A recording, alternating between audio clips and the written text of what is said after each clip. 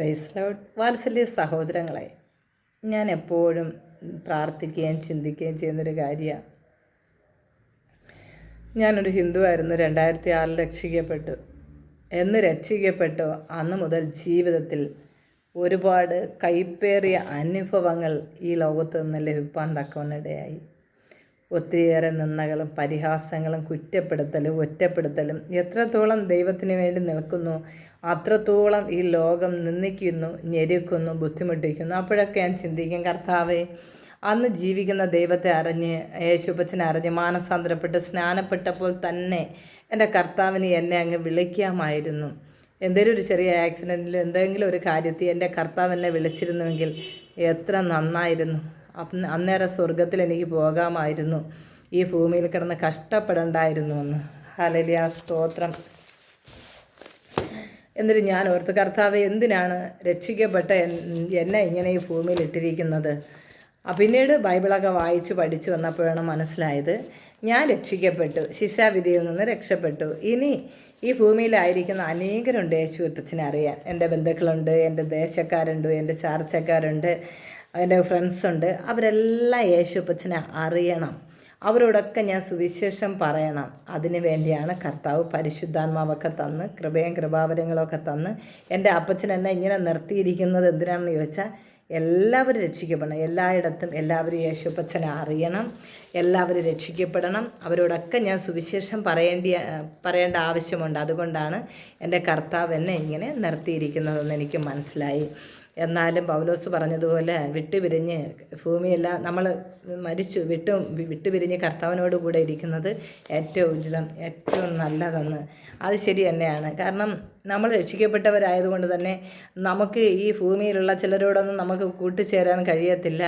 അവരെ പോലെ സംസാരിക്കാൻ കഴിയത്തില്ല, അവരെ പോലെ പ്രവർത്തിക്കാൻ കഴിയത്തില്ല. എൻ്റെ ഫ്രണ്ട്സ് ഇപ്പോഴും എന്നെ വിളിക്കുമ്പോഴും എവിടെയെങ്കിലുമൊക്കെ പോകുമ്പോൾ അവർ പറയും, ഞങ്ങൾ ഇന്നാൾ അവിടെ പോയി ഇവിടെ പോയി, നിന്നെ വിളിക്കാമായിരുന്നു, പക്ഷേ നീ എവിടെ പോയാലും എപ്പോഴും സ്തോത്രം പറയും, പ്രാർത്ഥിക്കും. ഇനി കാണുന്നവരെ കണ്ട അവരോടൊക്കെ നീ സുവിശേഷം പറയും. അപ്പം ഞങ്ങൾക്കതൊരു ഭയങ്കര ഡിസ്റ്റർബാണ്, ഞങ്ങൾക്കൊരു ബുദ്ധിമുട്ടാണ്.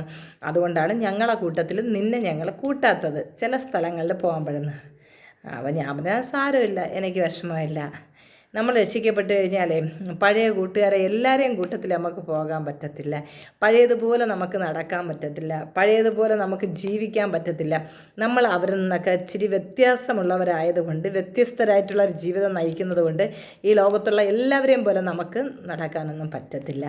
അപ്പോൾ നമ്മൾ രക്ഷിക്കപ്പെട്ട ദൈവമക്കൾക്ക് സ്വർഗമാണ് ഏറ്റവും അനുയോജ്യമായ സ്ഥലം. പക്ഷേ അവിടേക്ക് പോകാനായിട്ട് നമ്മൾ വിചാരിച്ചാൽ പറ്റത്തില്ലല്ലോ. ദൈവത്തിൻ്റെ ഒരു സമയമുണ്ട്, ആ സമയത്ത് യേശുപ്പച്ചൻ കൊണ്ടുപോകും. ഇപ്പോൾ സങ്കടമൊക്കെ ഉണ്ട്, ദുഃഖമുണ്ട്, ഒറ്റപ്പെടലുണ്ട്, വേദനയുണ്ട്, സാമ്പത്തിക ബുദ്ധിമുട്ടുണ്ട്, ഞെരുക്കമുണ്ട്, രോഗമുണ്ട്, കഷ്ടമുണ്ട്, കണ്ണുനീരുണ്ട്. എന്നാൽ കഷ്ടതയില്ലാത്ത, കണ്ണുനീരില്ലാത്ത, ദുഃഖമില്ലാത്ത, സുവിശേഷമൊന്നും പറയേണ്ട ആവശ്യമില്ലാത്ത ഒരു സ്ഥലം നമുക്ക് ദൈവം ഒരുക്കി വെച്ചിട്ടുണ്ട്. അവിടേക്ക് നമ്മൾ തക്ക സമയത്ത് കടന്നു പോകും.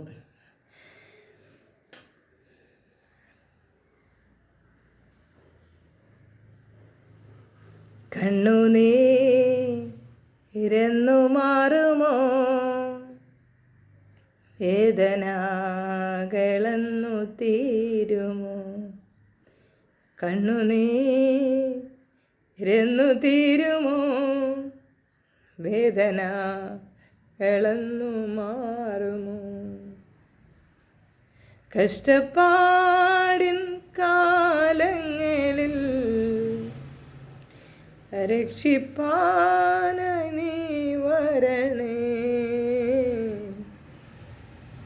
കണ്ണുനീരെന്നു മാറുമോ, ഈ വേദനകൾ എന്നു തീരുമോ? കണ്ണുനീരെന്നു